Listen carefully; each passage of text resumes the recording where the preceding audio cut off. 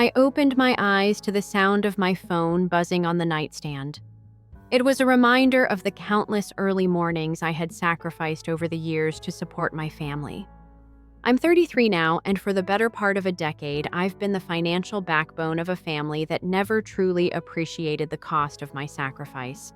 While others my age traveled, launched businesses, and carved out their own lives, I was too busy bailing my family out of crisis after crisis, their emergencies always timed to drain my last dime. It started just after I graduated. My dad lost his job during the 2008 financial collapse and spiraled into a pit of unpaid bills and missed mortgage payments. Someone had to step up, and it turned out that someone was me. At just 22, while my friends planned vacations or splurged on concerts, I became the one keeping our household afloat. What began as small grocery transfers quickly morphed into full-scale financial support. I covered my sister Lisa's tuition, my brother Mark's sports fees, and even paid for my mother's so-called monthly allowance, though if I'm being honest, there was nothing consistent about it. Every week, I'd get a new text. "Can you send a little extra? Things are tight this month," and I always did. But the gratitude I expected never came. Instead, they took my sacrifices for granted. My mother would criticize my lifestyle, questioning why I didn't visit every weekend despite covering their bills. My father dismissed my marketing career as a joke, some computer nonsense he barely understood. Lisa would hint that I'd become cold and distant completely, ignoring the fact that I was too busy keeping the lights on in their home to drive hours for family dinners. Mark, on the other hand, never failed to remind me how cramped my apartment was, conveniently forgetting that my financial support had kept him on the field through years of costly sports camps and equipment. Then came the breaking point. It was a Friday evening, just another routine family Zoom call. We were discussing Lisa's upcoming semester when I casually mentioned that my rent had gone up again. I hinted that I might have to cut back on some of the financial support. Before I could even finish my sentence, my mother leaned into the camera, her face close enough that I could see the disapproving lines etched around her mouth. "You know what? We don't want to see your face anymore," she spat before abruptly ending the call. I sat there stunned, my laptop screen reflecting the absurdity of the moment I tried calling back, only to find I'd been blocked. I checked my messages. Nothing. They had shut me out as easily as they'd taken my money for years. For the first time in a decade, the silence felt less like isolation and more like a weight being lifted.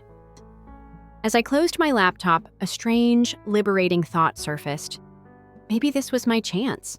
Maybe I could finally stop bleeding myself dry for people who didn't appreciate it. I grabbed a fresh cup of coffee, sat back down, and opened my banking app.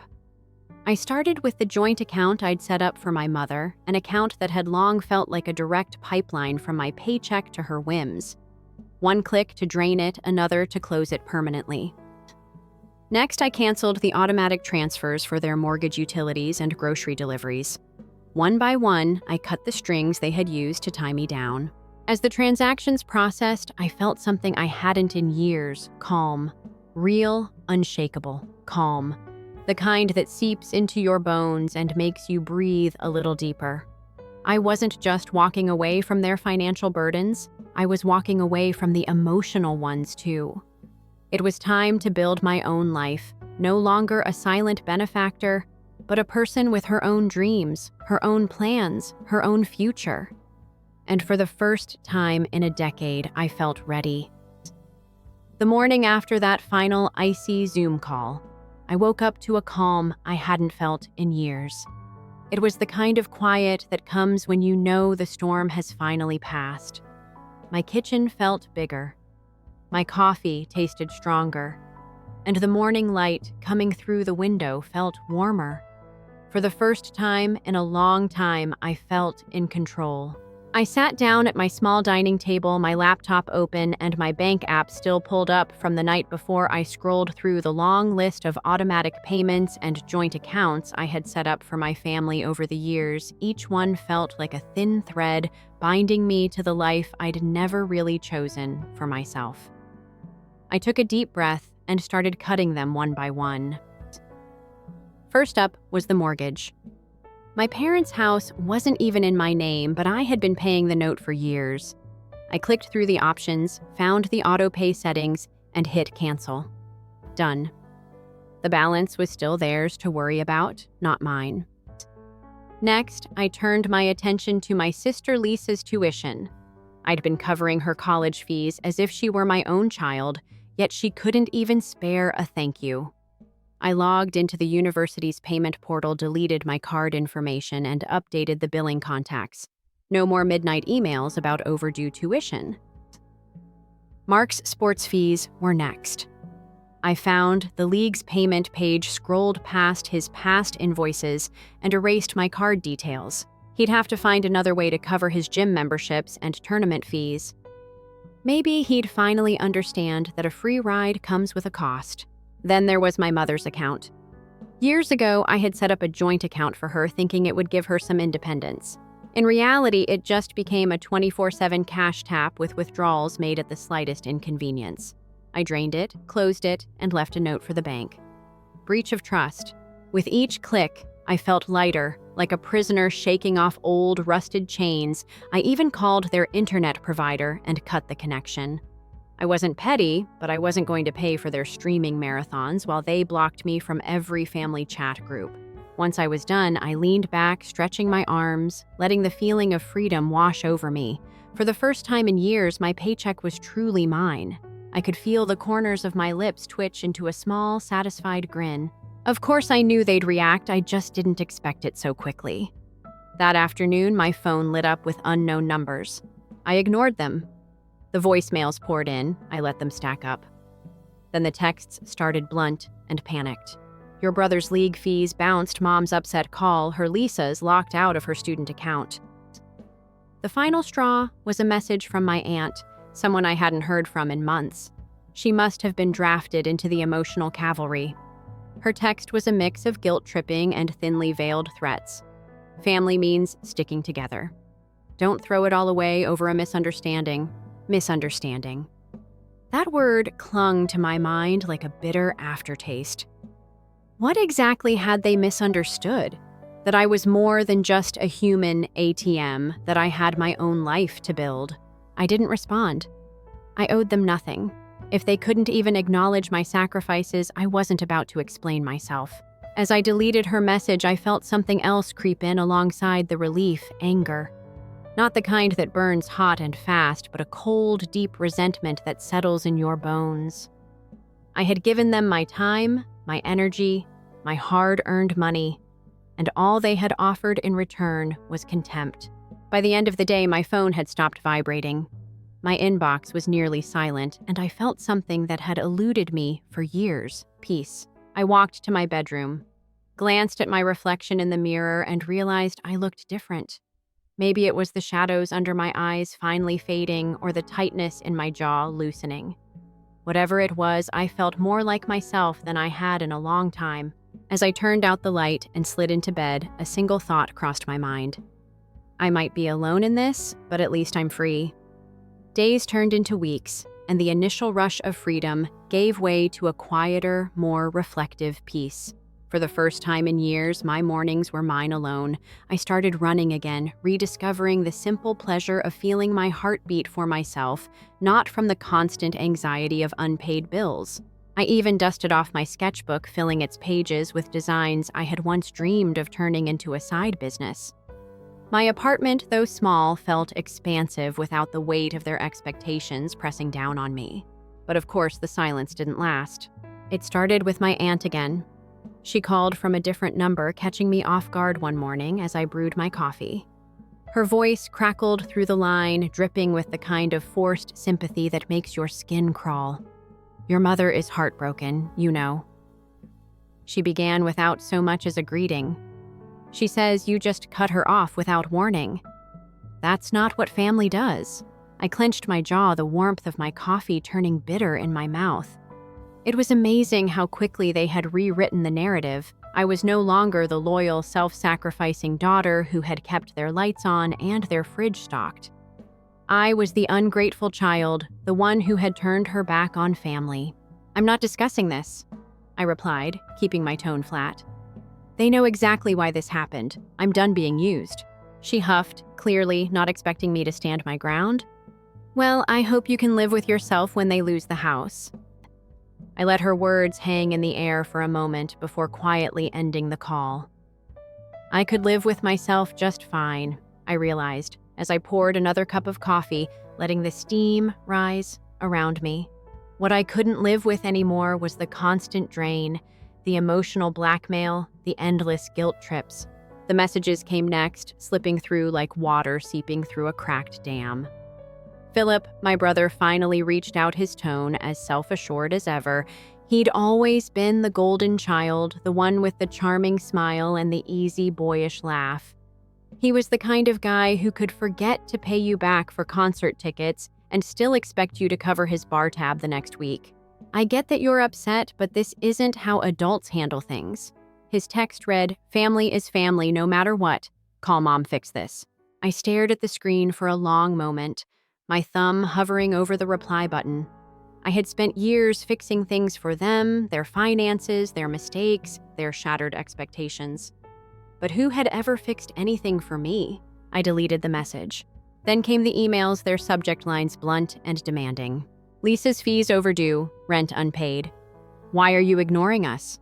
It was almost comical, the way they clung to the idea that I was still responsible for their lives, their comfort, their very survival. They had taken my silence as a temporary tantrum, something that would blow over like a summer storm. They had no idea this was permanent. Then just when I thought the worst had passed, my mother found a way to reach me. She had borrowed a neighbor's phone, the number unfamiliar enough that I made the mistake of picking up.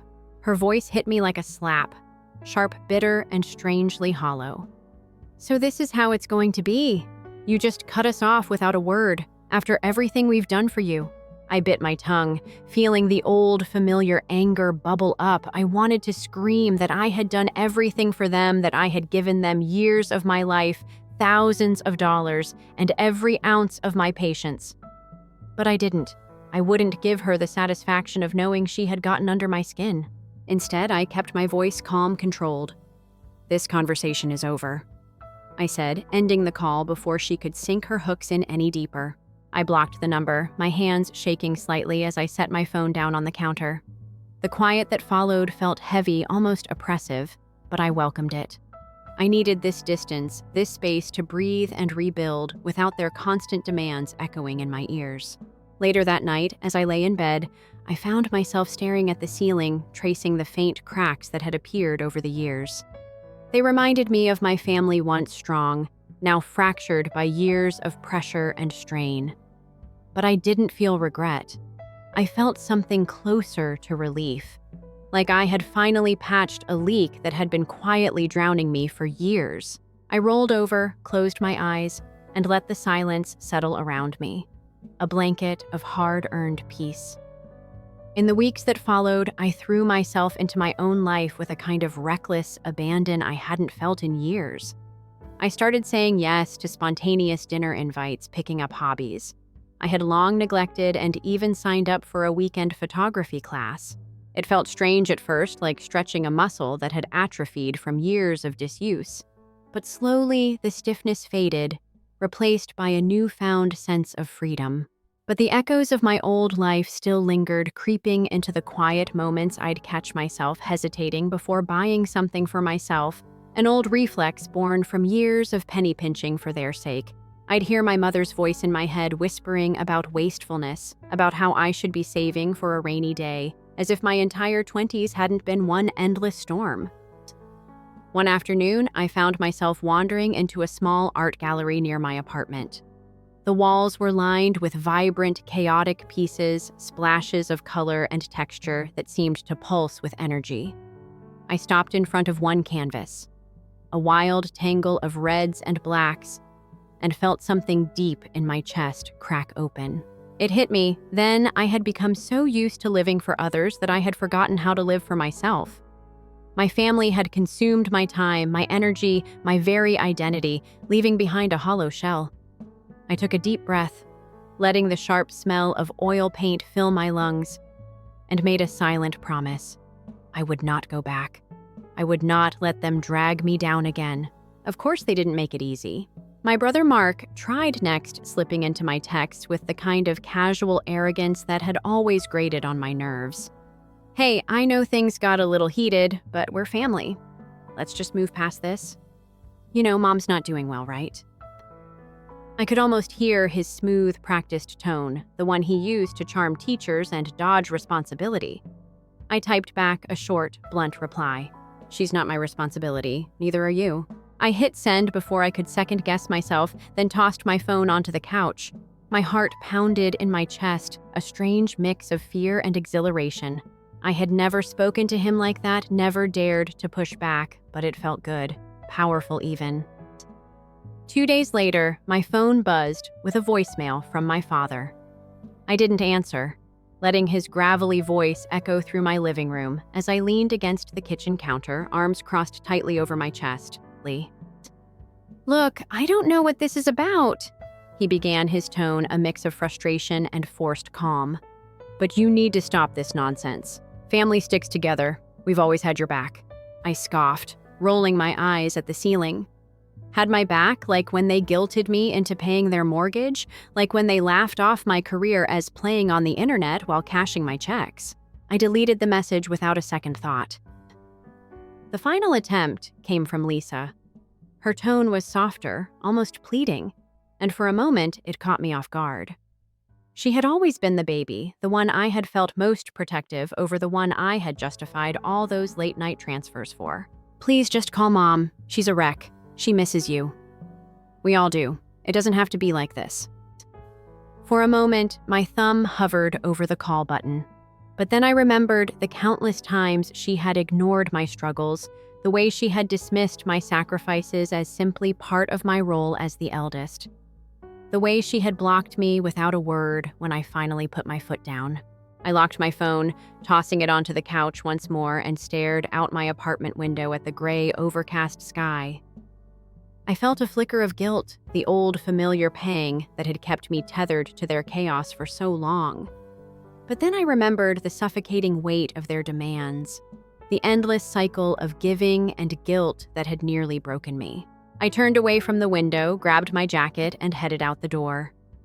The cold autumn air hit me as I stepped onto the street, the crispness biting at my cheeks.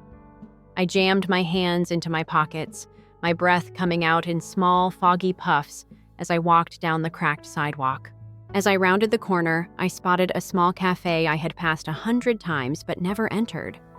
On a whim, I pushed open the door, the warm air and the rich smell of freshly ground coffee wrapping around me like a comforting hug. I ordered a cup of their strongest brew, choosing a corner seat by the window, and let myself sink into the worn leather armchair. As I took my first sip, I felt a small, unexpected smile creep onto my lips. Maybe this was what freedom felt like. The absence of their voices in my head, the quiet hum of a cafe instead of the endless, clattering demands of my family. I pulled out my sketchbook, flipped to a blank page, and let my pencil glide across the paper. For the first time in a long time, I wasn't drawing for anyone else. I wasn't creating logos for my father's failed side business or designing flyers for Lisa's school events. I was drawing for me, and in that moment, it felt like I was finally coming back to life. As the weeks stretched into months, the echoes of my family's demands grew quieter, their voices fading into the background of my new, deliberately smaller world.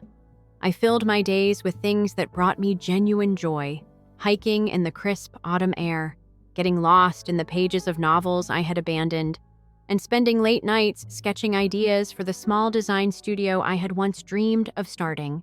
I felt my pulse slowing, my breaths coming easier like a machine finally shedding its rust. But even as I moved forward, I couldn't completely shake the shadows of my past.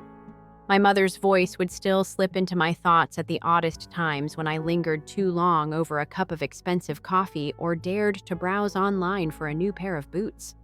Her old refrain echoed in my mind. Money doesn't grow on trees. Don't waste what you have. I had to remind myself that I was no longer her ATM, no longer the financial lifeline for people who had only ever offered me criticism in return. Then one rainy Saturday morning, my doorbell rang. I wasn't expecting anyone, and a flicker of anxiety rippled through me as I crossed my small living room. I peered through the peephole and froze. It was Lisa, her figure small and shivering in the downpour, her hair plastered to her face, mascara smudged beneath her eyes. I opened the door slowly, gripping the edge with one hand, my heart thudding in my chest. She looked up at me, her eyes wide and glassy. For a moment, neither of us spoke, the only sound the soft patter of rain against the cracked concrete steps outside. "Can I come in?" she asked, her voice small, the kind of tone you use when you're afraid of being turned away. I hesitated, a dozen conflicting emotions clashing in my chest. This was my little sister, the one I had bailed out more times than I could count, the one I had once promised to protect. But she had also blocked me, cut me off without a second thought when I finally drew my line in the sand. I stepped back, allowing her to cross the threshold, her wet sneakers squeaking against my hardwood floor. She hovered near the entrance, her arms wrapped tightly around herself, eyes darting nervously around my modest apartment as if she were a stranger here. "Sit," I said, gesturing to the small couch I had dragged up 3 flights of stairs when I first moved in. She sank into it, water dripping from her hair, her shoulders hunched like a scolded child. I walked into the kitchen, pulled a fresh towel from the cabinet, and handed it to her. She took it with a small mumbled, "Thanks," and began dabbing at her face and hair, the silence stretching uncomfortably between us. Finally, I leaned against the counter, arms crossed, and met her eyes. "What do you want, Lisa?" I kept my voice steady, refusing to let the old patterns of guilt and obligation creep back in. She looked down at her hands, twisting the damp towel nervously. I didn't know who else to turn to," she said, her voice breaking slightly. "Mom and Dad, things have gotten really bad since you cut them off. They can't pay the mortgage. Philip's been fighting with Dad about money. Everything's falling apart." I felt a sharp pang of guilt, but I forced myself to stay silent, to let her continue. I had promised myself I wouldn't step back into the role of savior. "I know I've been awful," she whispered, tears welling in her eyes. "I know I blocked you and cut you off when you tried to stand up for yourself. I didn't know how to handle it. I thought you'd come around like you always did, that you'd fix everything again, but you didn't. And now, I don't know what to do."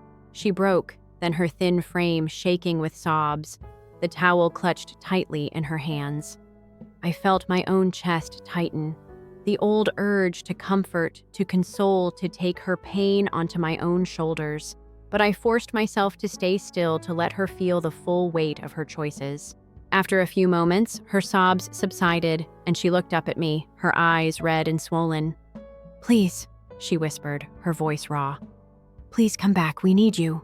I took a deep breath, feeling the old ache in my chest flare up, the same one that had driven me to empty my bank account for them time and time again. But then I remembered the cold, empty silence of those first few days after they blocked me.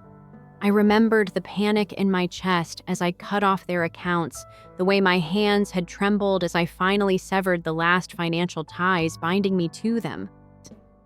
"No, Lisa," I said, my voice firm, my heart hardening like cooling steel. "You don't need me. You need to stand on your own, just like I had to, just like I should have done years ago." She opened her mouth to protest, but I held up a hand, stopping her. "I'm not your safety net anymore. I can't be. I won't be. It's time you all figured out how to take care of yourselves." The silence that followed was thick and heavy, pressing down on us both. Finally, she nodded her head, dipping like a wilted flower, and without another word, she stood and walked out the door, the towel still clutched in her shaking hands. As the door clicked shut behind her, I felt the strangest mix of emotions, sadness, relief, and a fierce, burning pride. I had drawn my line, and for the first time, I hadn't wavered. I had chosen myself. I walked back to my sketchbook, flipping to a fresh page, my pencil poised above the paper. I let my breath out slowly, steadying my trembling hands, and began to draw.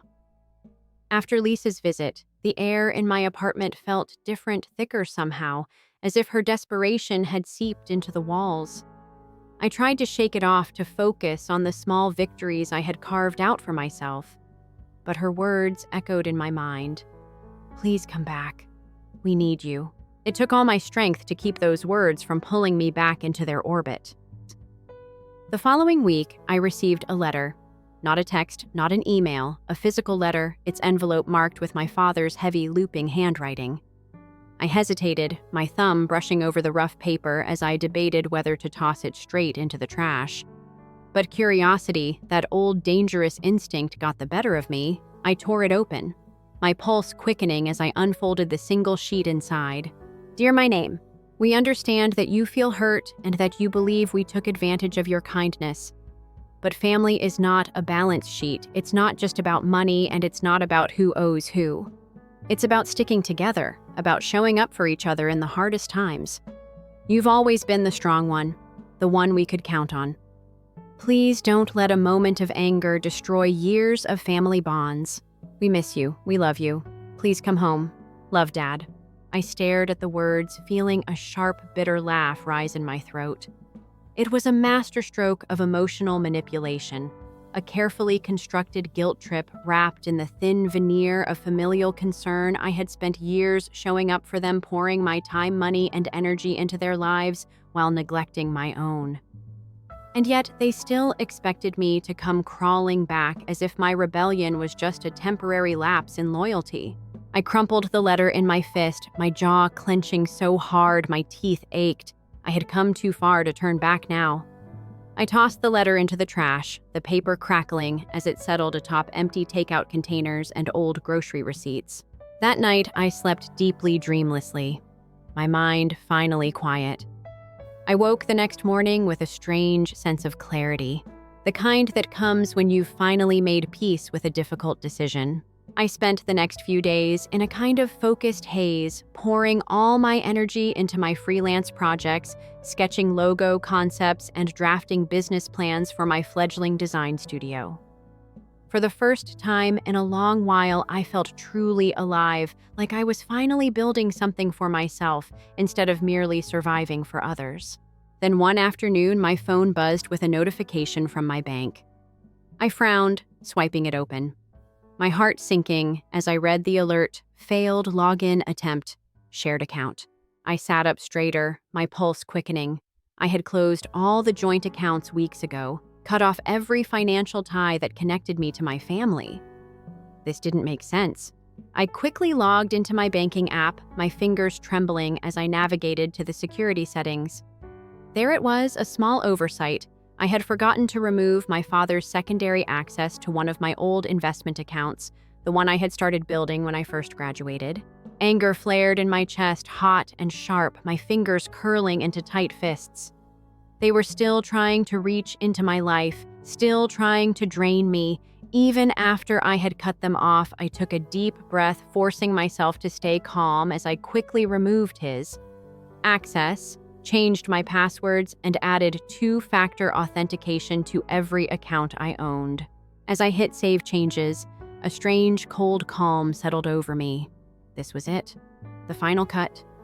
They had lost any remaining shred of my trust. I wasn't just walking away this time, I was running, sprinting toward a life free of their toxic grip. I leaned back in my chair, closing my eyes, my heartbeat slowly returning to normal. I could almost feel the last threads of their control, snapping, the invisible chains that had held me down for so long finally breaking.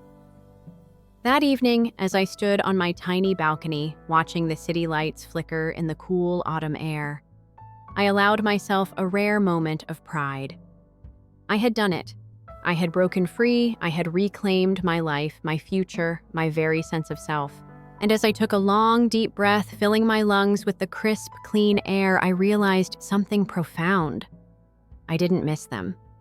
I didn't miss the constant stress, the draining phone calls, the guilt-laden messages I had mistaken obligation for love, financial support for family loyalty, and silence for peace. But now, standing there alone in the cool night air, I felt truly free for the first time in my life. I turned back into my apartment, closing the balcony door behind me. the click of the lock sounding like the final, definitive end to that chapter of my life.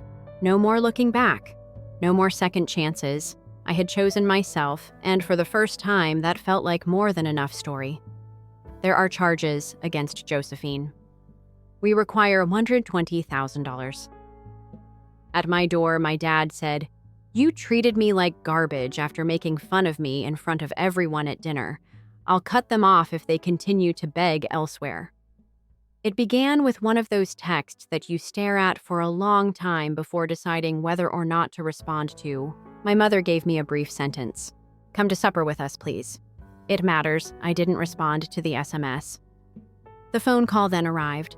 I let it ring till I got a voicemail the first time. As soon as I took it up, she didn't make a direct request, but there was a hint of pressure in her voice that she utilized to get me to agree to things I obviously didn't want to be involved. Everyone would come, she assured me that they desired a discussion, that the moment had arrived. "Oh, you mean I should apologize again for something I didn't even do?" I said. She didn't dispute it. "Don't do it for them," she says gently. After pouring quietly, "Please do that for me." I think that was my only motivation for saying yes. I booked the reservation on my own. 10 seats, a separate eating area, a candlelight atmosphere, a view of the lake, and a cuisine so elegant that the chef would likely cry if someone asked for simple condiments. I wanted it to appear sophisticated, not for their benefit, but because I had to take charge if I wanted to act like this wasn't an act. I was also aware that they wouldn't anticipate something this well executed. They thought I would choose an inexpensive location near a highway.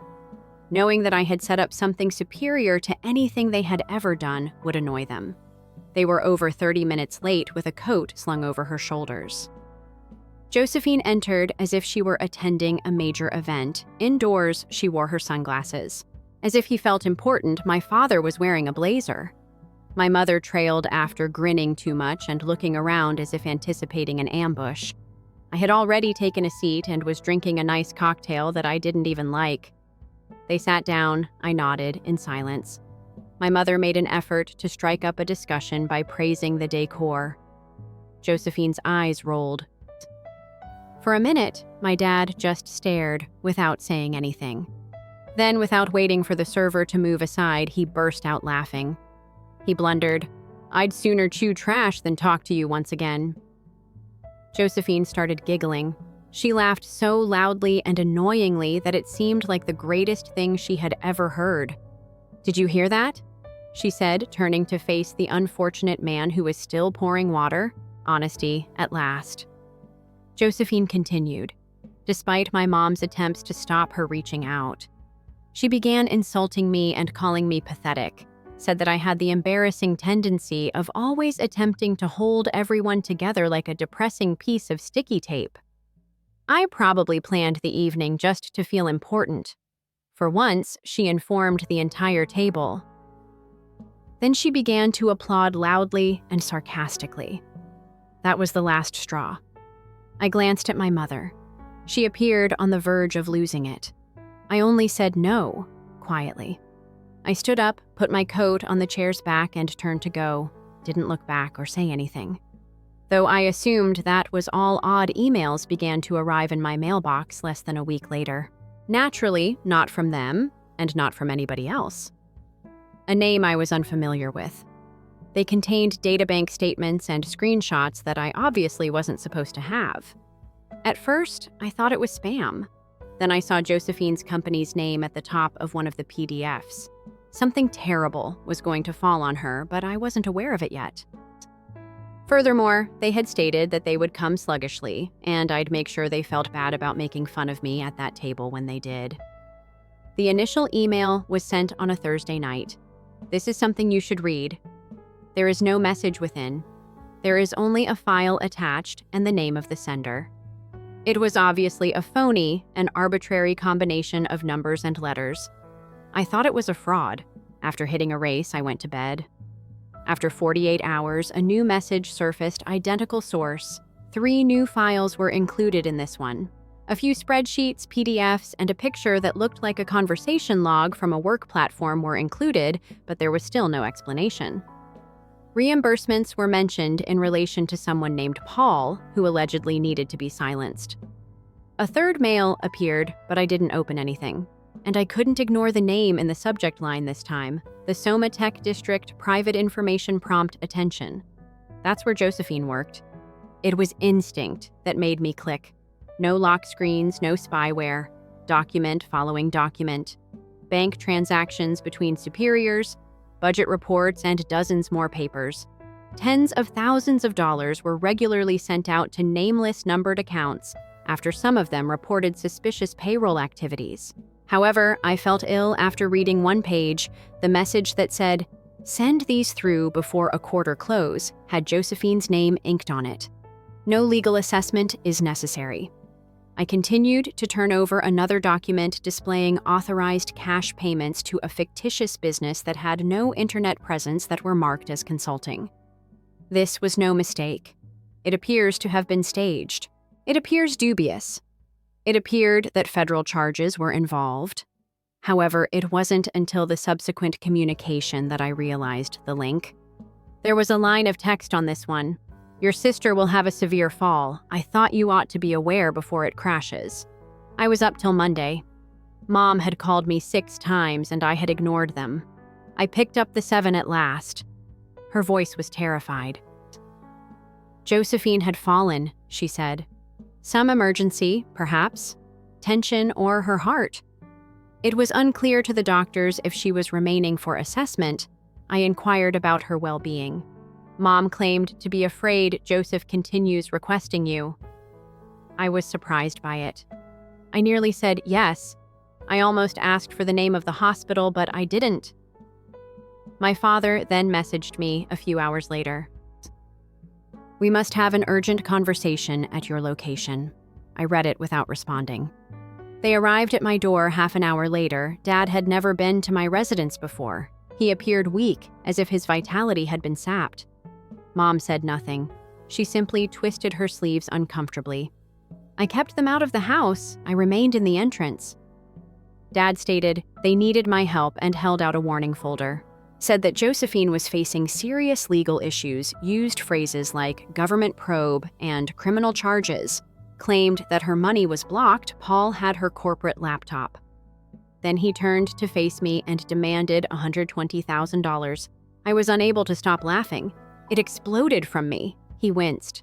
I told him that they would misunderstand me, that they thought I would always give in, that I was the one who planned everything, and that they made fun of me so severely that they couldn't even be polite at dinner.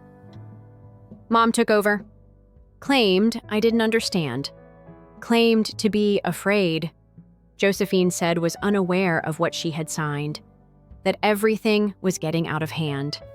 Guilt gushing from their cheeks. I gazed at them both. I briefly thought about lending a hand. Then I recalled Josephine giggling and jeering at that table as if she were taking in a show, so I declined. I went on to say that I was already aware Dad stopped. Mom tightened her jaw. I took a step back and shut the door. No one knocked again. 3 days passed before they sent me a message. I figured they were busy or embarrassed hiding Josephine's footprints. I didn't care about it. For the next few days, I did something new. Nothing at all. Didn't check my email. Did not pick up the phone. I strolled to a park close by. Got a cup of coffee and just sat on a seat. No mayhem. The phone did not buzz. Not guilty. It seemed serene, almost alien. Right up till Thursday morning. I turned on the news, anticipated weather or little criminal activity. Rather, a headline surfaced revealing criminal charges brought against Josephine Bell, the CEO of Soma Tech District. I stared at the screen, a blurry still image of Josephine entering a courtroom with 2 suited guys at her sides. Clearly, one was from federal law enforcement terms like financial crimes, misappropriation of corporate cash, and an official investigation in progress were mentioned by the news anchor. They said that accounting data spanning over 36 months had been provided by unidentified sources. A blown-up form with a handwritten signature that was currently being circulated online was then displayed on the screen. Her signature, Seeing everything I had previously studied in secret now be seen by the public was unbelievable. But then came the moment that left me speechless. They said my name out loud. According to insiders close to the investigation, the defendant's cousin just obtained inside records and could have been requested to help with financial support. I went cold. That information wasn't meant to be public knowledge. I hadn't talked to any reporters, I hadn't shared anything, and I hadn't released any documents. My phone exploded continuously in 10 minutes. Former coworkers, classmates, and even the man who leases my flat messaged me after seeing the news. You're correct. Then someone from a disguised number called I typically don't pay attention to those, but this time I did. It was a reporter from a magazine with a finance concentration. He claimed to have contacts who indicated I helped uncover the wrongdoing at MAPCO. If I wanted to talk on record, he asked. I disconnected after telling him I didn't understand what he was saying. Then, however, an unexpected event happened. An hour went by. My front door was buzzed by someone. A voice I didn't recognize identified himself as Larry and indicated that he was the sender of the earlier emails. I don't need anything, he said. I just wanted to make things clear before they got worse. Despite my hesitation, I let him in. Wearing a pullover, old sneakers, and heavy circles under his eyes as if he hadn't slept in days. He looked youthful, about 27. He crouched on the edge of my couch, clearly uncomfortable but not in danger. He clarified that he had previously worked at Madchen in an intermediate financial role but had been let go without explanation after becoming overly involved with the company. It was no accident that he had discovered the deception. He had audio snippets, saved drives, and the full discussion as proof. Josephine typed, "Fix this quietly or we all go down together." In one discussion, federal investigators had previously received materials from him. They were putting together a case, then he said something that made me feel sick. He responded, "Your name was mentioned." I blinked. "What are you saying?" He gave a nod. Josephine tried to use my identity to execute money transactions when they found a preliminary draft of an unsent communication. It existed as a backup, but she never sent it. Thus, they had not only made me feel ashamed, in addition to asking for my funds when things went bad, my own blood. Josephine had prepared a contingency plan that would frame me in the event that everything went wrong. Shocked, I sang back. Larry stated he thought I should be alerted before the lawsuit started. He advised me to think about hiring legal counsel because subpoenas were already being served. I had little to say when he went. I just thanked him before closing the door. I got down at my computer right away and accessed all of his prior messages and documents. Since I had changed from someone fleeing a controlling family to someone being used as a fall guy, I sent the entire batch to one individual, an attorney, with whom I hadn't communicated in years. I didn't get any sleep that night, out of rage, not fear. I kept thinking about that family meal with Josephine's mocking applause. She was going to place the blame on me after my father treated me as though I wasn't real. I collected everything and forwarded it to Bruce. He had been a classmate in law school. We had hardly communicated. There, in a tall glass tower downtown, he pursued high-stakes litigation. He once advised me to ask for help only once if I ever truly needed it. But I chose a more subdued route. I'll be present. I made the decision to fulfill that pledge. He gave me a call back in 15 minutes.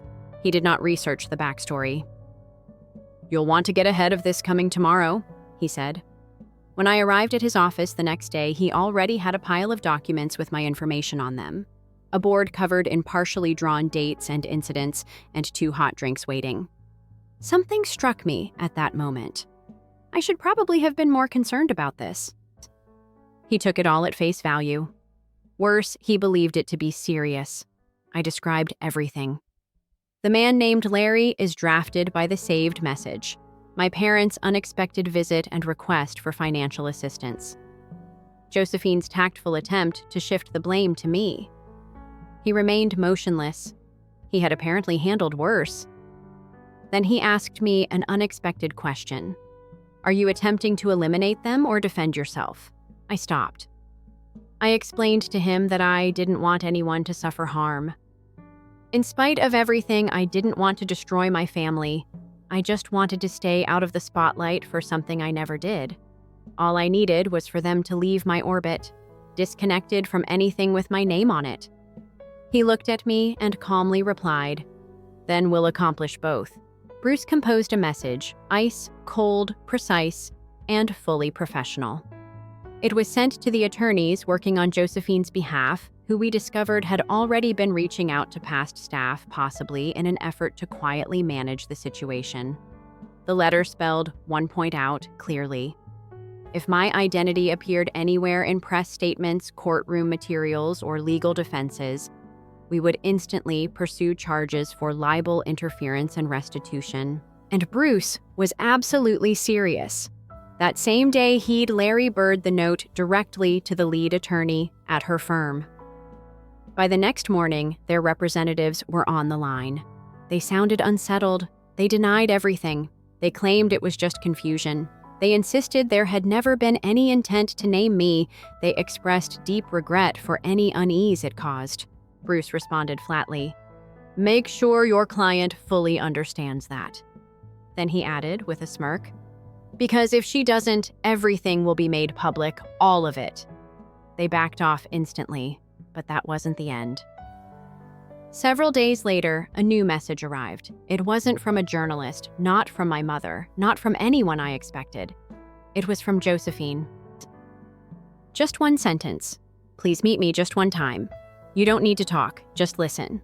And honestly, for a brief moment, I almost replied. Then Bruce called, and what he told me flipped everything upside down. I hadn't touched Josephine's note. It sat unread like spoiled leftovers left on a counter. I kept waiting for more. Another text, a call, maybe even threats. But nothing came. Just that single message. She probably assumed my silence meant I was thinking it over. Maybe I was. Then Bruce phoned. He didn't waste any breath. "You need to know something," he said. One of his trusted sources. Someone who owed him caught wind of a sealed court motion her legal reps were pushing. It hadn't gone public yet. But here was the core. They were trying to make a deal with the prosecution. She'd cooperate, turn over identities, documents, and emails, everything they requested. In return, they'd decrease the rates. But here's the bit that wrecked me. My name was one of the individuals. She was ready to capitulate. Not as someone to blame. This time as someone reportedly involved. An individual who could have accessed internal documents, someone who apparently acquired secret facts and neglected to disclose them. A person who may have profited materially. Bruce stayed constant. I did not. I questioned how this could possibly be logical. I didn't work there. Until recently, I knew absolutely nothing. I hadn't spent a dime. That didn't matter, he said. Their willingness to spin it that way was what counted. If it caused any uncertainty, if it stuck even for a moment, everything I'd spent years constructing might go apart, including screenings, professional harm, travel problems, and credibility loss. All because I was disposable in Josephine's eyes. Bruce then created a second document, this one unfriendly. He provided the court with an advanced statement the next morning, along with all of the communications papers and the whole archive. For an added punch, Larry had to Larry Bird set up a time for Larry to unequivocally demonstrate that I had nothing to do with the matter. He also formally demanded that my identify never be mentioned by Josephine's lawyers in any trial documents or hearings. We would file a lawsuit for Larry Bird right away if they did, a false charge. Bruce then sat back in his chair and stated that everything would spill if they pushed it much more. Within 2 hours, one of Josephine's law firm colleagues was on the phone suggesting that the threat was effective. They said that Josephine had no intention of naming me. They claimed to be changing the wording. They contend that the previous motion was misunderstood. Bruce instructed them to formally affirm it. They complied on paper, but things weren't finished yet. I got a new email later that evening. Not from Josephine, Larry did it. "There's more," he wrote. "Something I previously didn't reveal. You should see it now, even if I wasn't sure you were ready." A wobbly, low-quality video clip that appeared to have been taken with a phone laying on a desk was attached. Josephine and my father appeared on the TV. They appeared to be sitting in their home study. Josephine seemed to be crying, or at least acting like she was. She continued to explain about how things were getting out of control, how she couldn't stomach going to jail, and how Joseph isn't even aware of what would happen if he is held accountable. He is the end of it. With a hesitant nod, my father said, "He'll be fine. He always manages to figure things out. He always does." I must have silently listened to it 20 times. At that point, my idea of family entirely disappeared. It didn't seem like betrayal to watch the clip. It had the feel of emotional aloofness, like he was picking a lunch choice. The father who had assured me that I would always be his son talked nonchalantly about sacrificing me. I was no longer angry. I had total dissociation. Bruce wasn't shown the footage right away. I didn't want to add to the legal battle he was already managing. I needed a detailed strategy that would not only protect me, but also ensure that Josephine and my father understood they would not escape unscathed. I became totally mute as a result. For the days ahead, I skipped work, didn't check my inbox, and didn't answer my mother's calls. I remained in my flat. I already had everything I needed: Bruce's legal documents, Larry's folder of data. That video was terrible. I let everything to boil, going over every possibility and charting every outcome. Then I did something they would never have predicted. I set up an appearance in the public press. I know that seems dramatic, but wait a minute. It took me less than 2 days to organize everything. I got in touch with an investigative journalist I had known for years, a distinguished writer with a reputation for delving into familial deceit and private wrongdoing. She is hardly a glamorous network anchor. He was cautious, calm, and very aware of what I was carrying. He didn't insist on specifics. "Bring the documents to my office," he replied simply. He had his photography gear ready when I got there. I provided Tim Lorraine all of the preserved emails, all of the papers, the recorded video, and a detailed account of the previous several months. The treachery, the quiet, and the deceit. I maintained my composure. I wasn't looking for sympathy. I wasn't looking for trouble. All I wanted was the truth to be known. I instructed him to report everything. Then he posed a question that caught me off guard. "Why now, Joseph? Why speak up?" I gave him a glance and answered to ensure that they never get the opportunity to do this again and to safeguard my reputation. It wasn't me that was devastated. They attempted to eliminate me, and I'm not going anywhere. It wasn't simply a small headline the next day. It exploded all over. This was not considered a local dispute. It quickly became the subject of front-page news articles. The crisis involving Josephine's firm was only one aspect of the story. They also reveal the family's corruption. According to reports, Josephine had tried to hold me accountable for crimes in which I was not involved. They showed how my father had consented with knowledge, preparing to let me take the hit while seeming to be some noble patriarch. The response came instantly. Through Bruce, Josephine's legal team made the initial contact. They sought a settlement, of course. They acknowledged that a guilty plea was likely and that the evidence against her was indisputable. However, that wasn't the surprising aspect. The surprise, they asked whether I would be willing to make a statement to seem like a forgiving relative, rather than to deny culpability. It was a stretch to say that I, Larry, was responsible for the charges. In fact, I laughed. It was almost gorgeous in its ridiculousness. I informed them that I would only talk under one unchangeable stipulation: complete immunity, with no conditions or exceptions. My future, my identity, and my image, complete protection. To clean up the mess they made if they needed my assistance. Every aspect would have to be admitted. Their lawyers fought back, but they finally agreed. After a day of frantic negotiations, I met with Josephine's attorneys the next day in the building where her firm is located. The majority of the conference was ceremonial. I went over each page and signed the papers, thus distancing myself from the matter legally. They promised to make it public that I was not involved in the crimes. And the most appropriate of all twists, my dad never showed up. Not even after the paperwork was completed and sent. One aspect of the legal language resonated with me, even though the media circus had already begun to die down. The company's leadership officially removed Josephine's name. She is no longer the company's golden child. To deal with growing debts and legal challenges, the company itself was being auctioned off piece by piece. Her alleged pals had already left seeking their next chance. Everything they had constructed came tumbling down at that same instant. However, that was the beginning of true independence for me. No more bills, no more negative publicity, and no more harm to repair as well as the media. They quickly lost interest. The clicks vanished as soon as they stopped. My mother sent me the last SMS 2 weeks later. "Josephine is done. I apologize." "Joseph, I wish it could be undone." At that moment, something finally came to me, so I remained silent. Not all justice occurs in front of a court, and not every family is deserving of restoration. Regaining control of your story and deciding how it ends can sometimes lead to true victory. Storytime 3.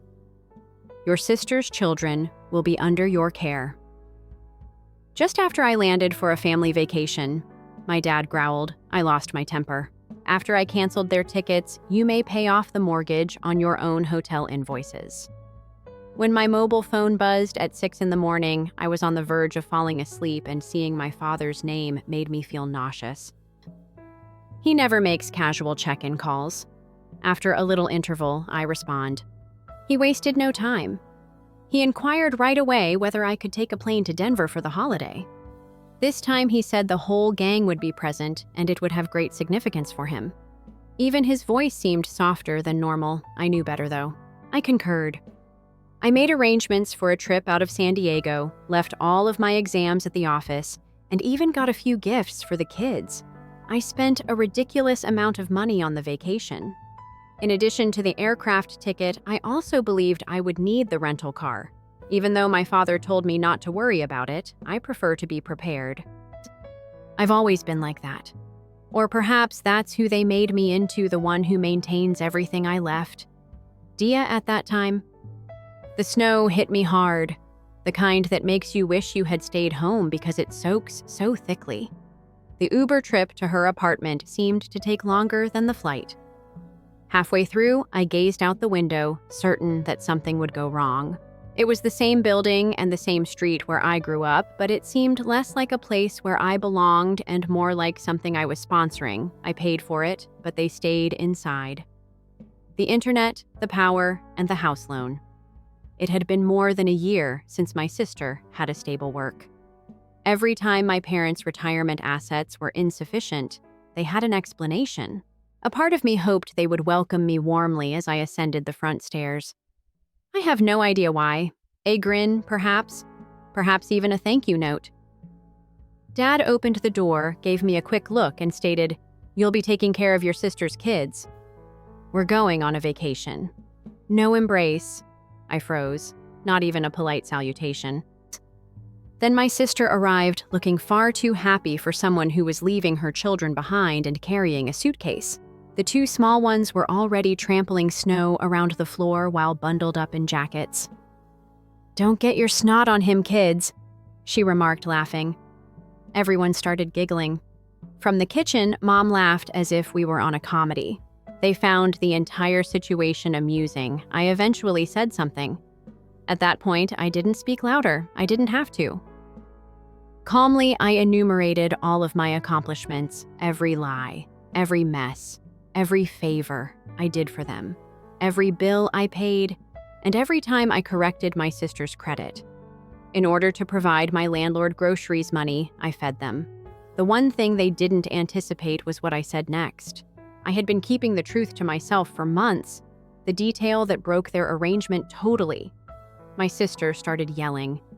Dad threw the coat stand over in a fit of rage, as if she could reverse 5 years of taking advantage of me.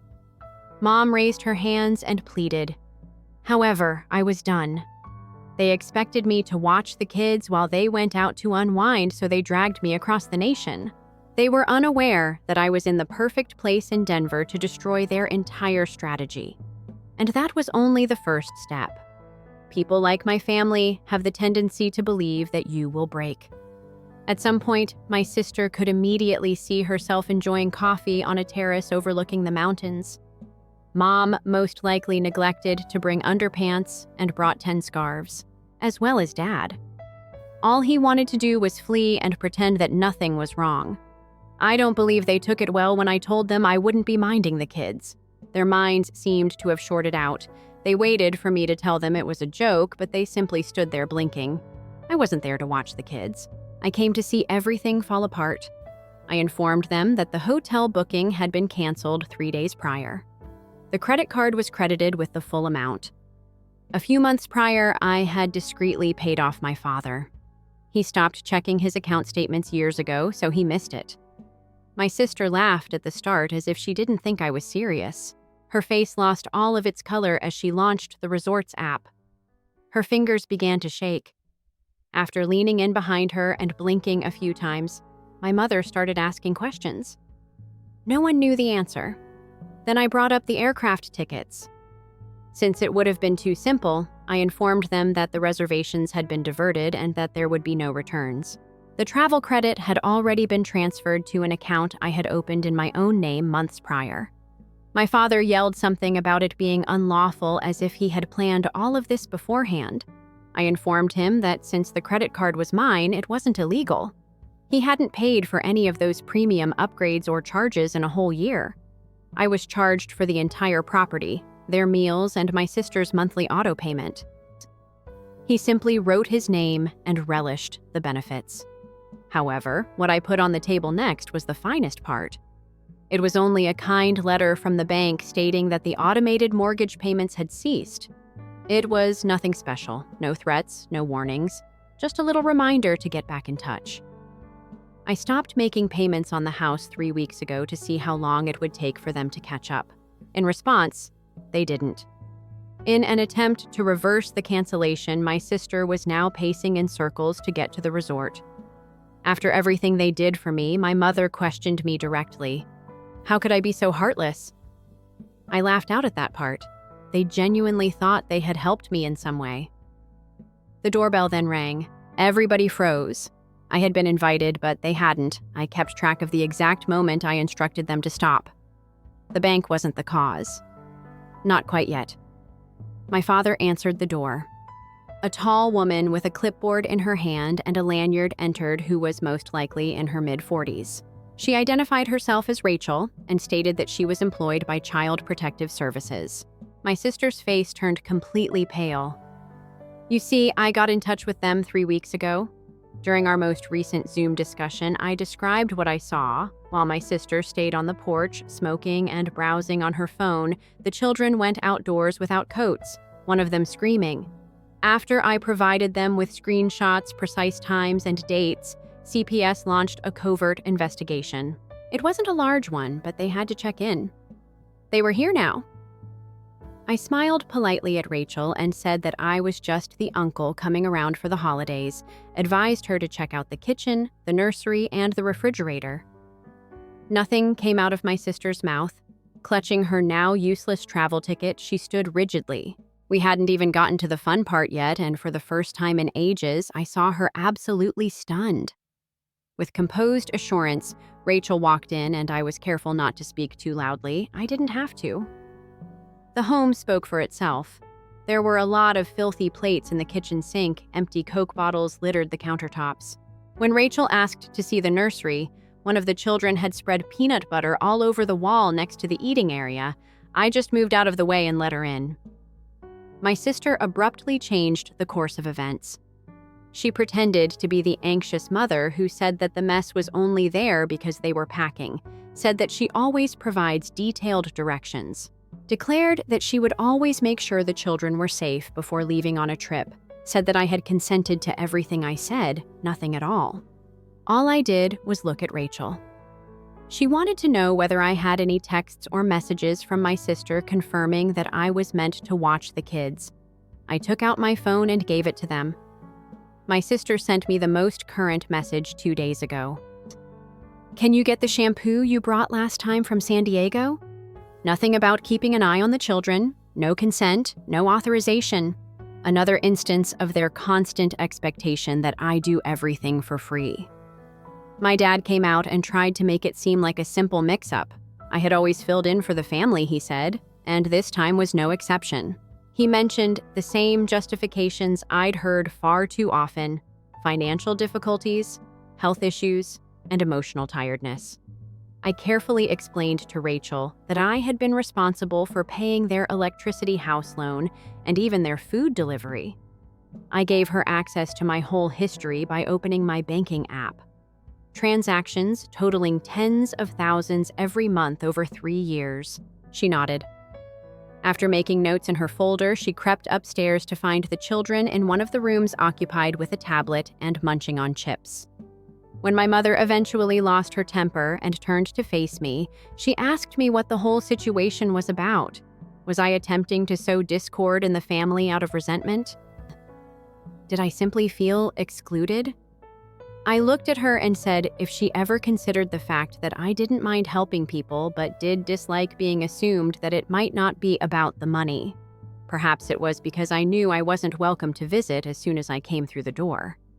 They liked playing fake family someplace else, so I was banished to vanish. Nobody answered. I informed them that this was more than just a weekend. This was retaliation for years of serving as their fallback option. Years of unanswered calls, forgotten holidays, and a protracted period of stillness until they needed money or a favor.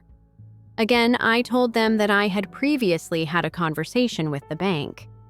A message would be sent to them shortly. A thorough re-inspection of the property. Not only a warning. I intended to get my name deleted from the records. They would have to prove themselves if they wanted to keep the house. Warning. They wouldn't. I promised that at the end of the month, the lender would return the automobile that I had co-signed for my sister. 2 payments had already been missed by her. It wasn't until earlier that day that I reported it. I also mentioned that water and power will be cut off in 7 days until they corrected the utility billing information. Unable to speak, they stood still.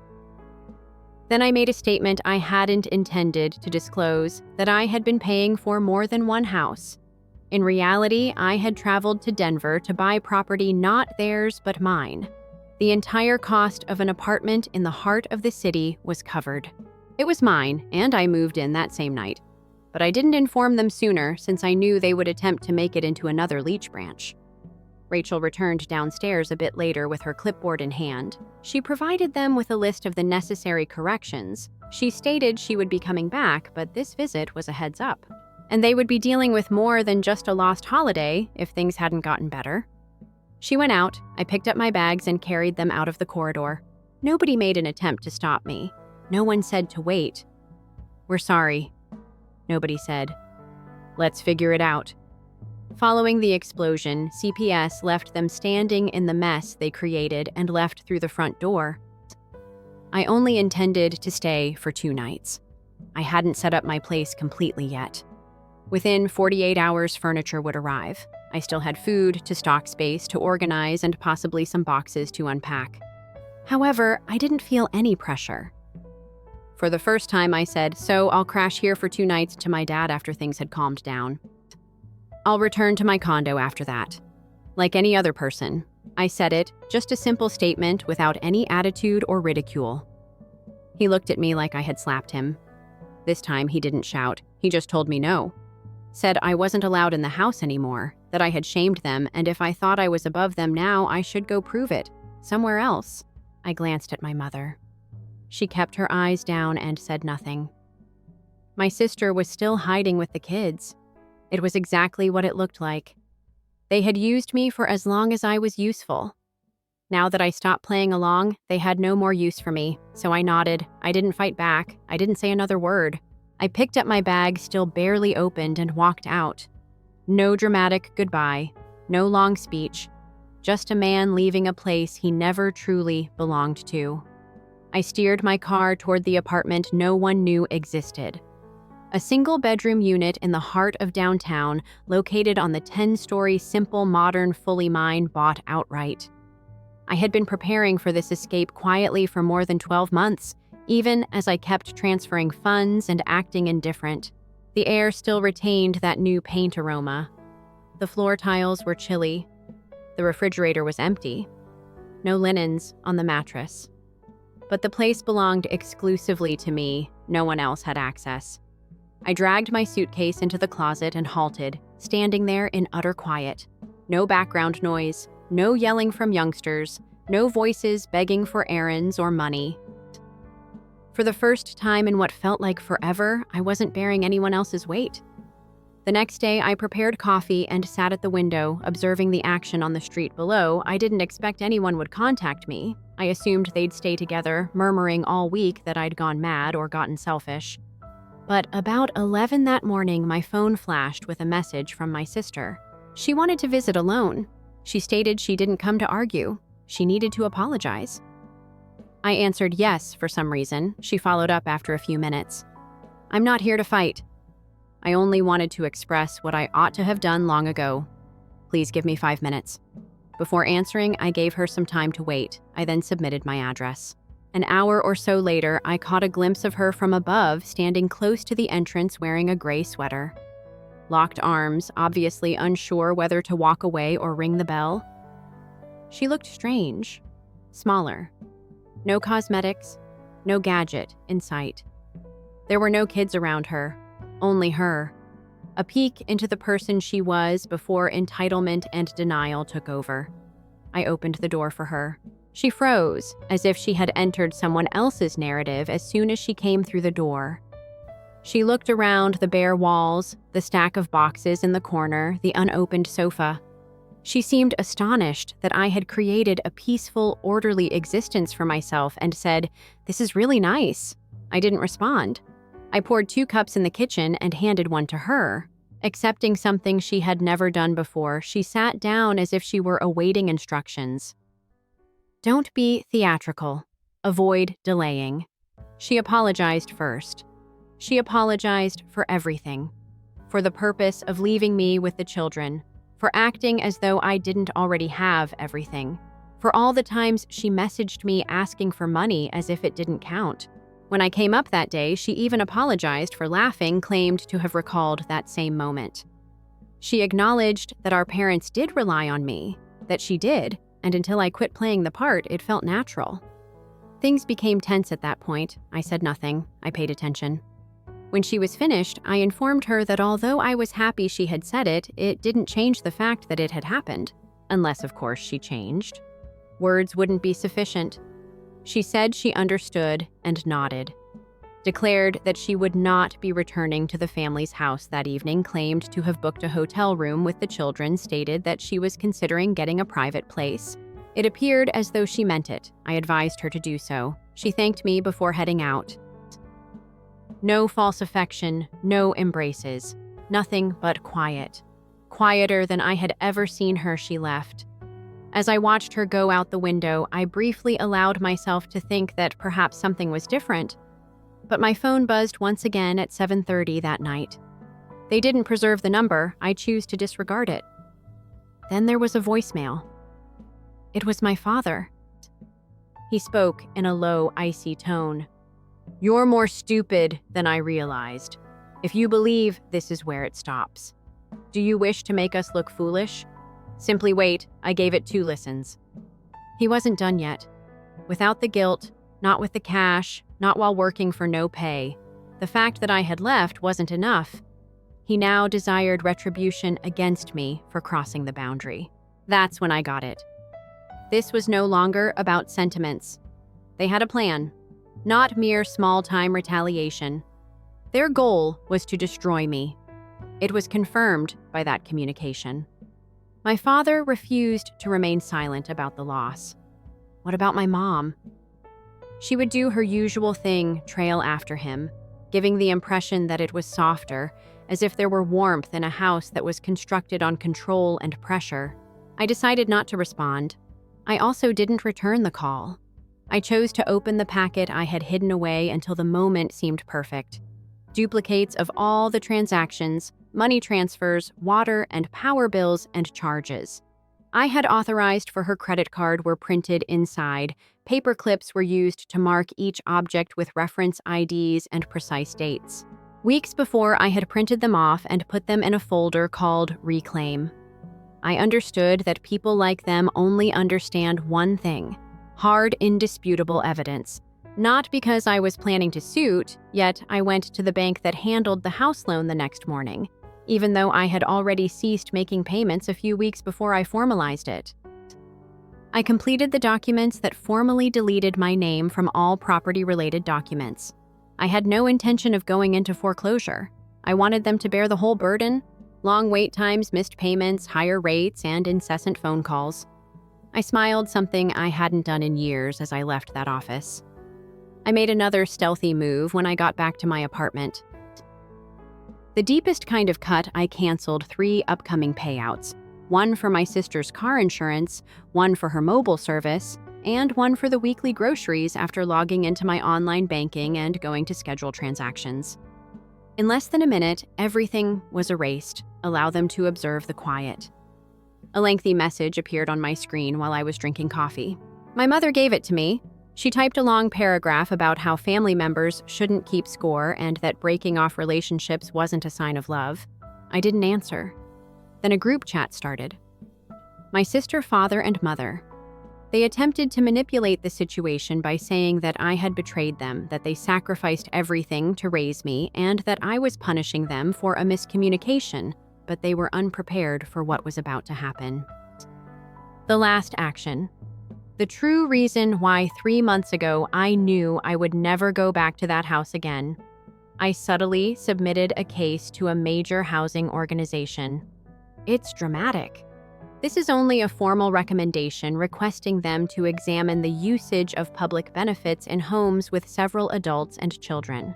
Copies of the invoices I had paid were attached, and I provided proof of how their lifestyle was maintained by my income while the children were either neglected, abandoned, or sent away careless. That tip started an internal review, and yesterday, while they were still arguing over who should get in touch with me first, they got the formal letter informing them that their eligibility for disability aid, rental assistance, and child benefits was now being looked at.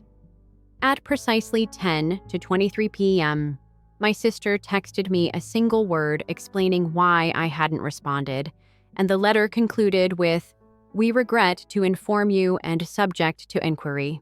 All I did was give it back to them piece by piece after they had sent me across the nation to handle the catastrophe they had created.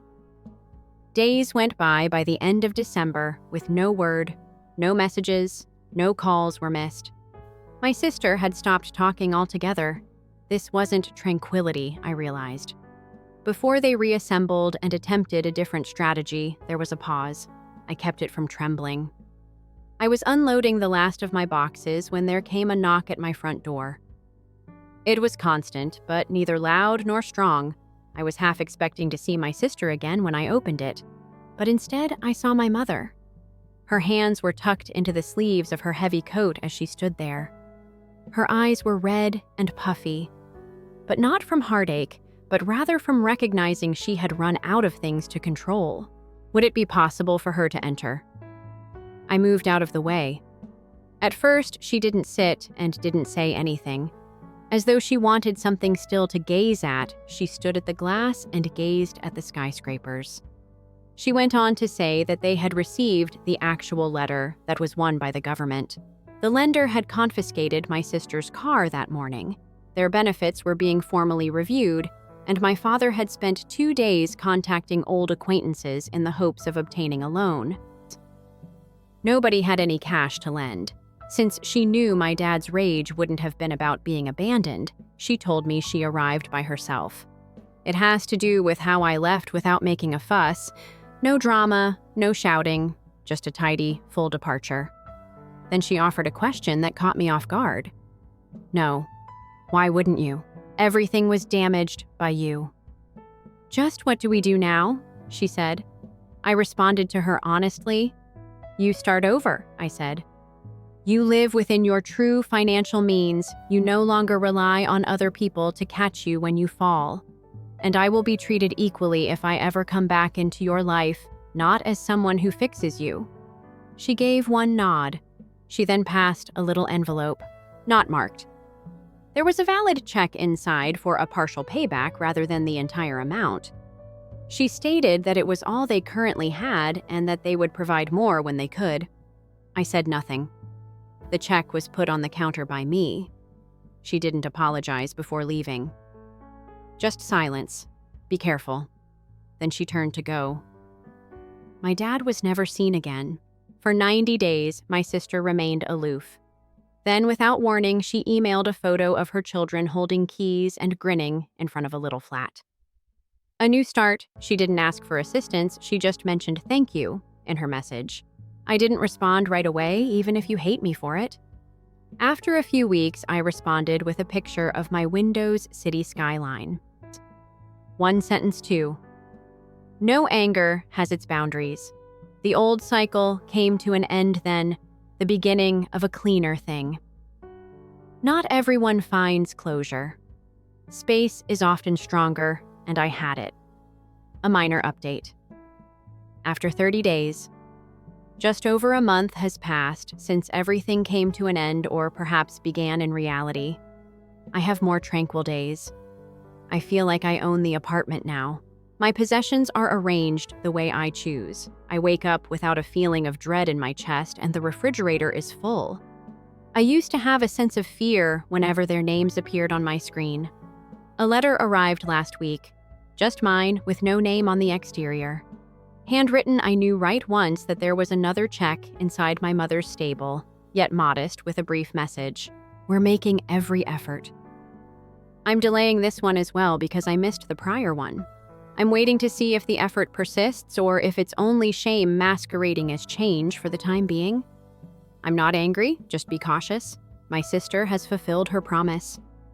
She currently works part-time at a daycare since it works for her. Another photo she shared showed her children in a genuine living room with a couch carpeting and coloring books on the floor. Their faces were stress-free, no pandemonium in the background. Only quick updates have been exchanged, not actual communication. And to be honest, I want that. Don't reconnect about my father.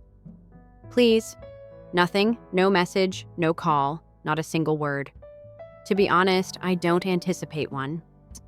He is the type of person that never apologizes. They bide their time till the world returns to their grasp.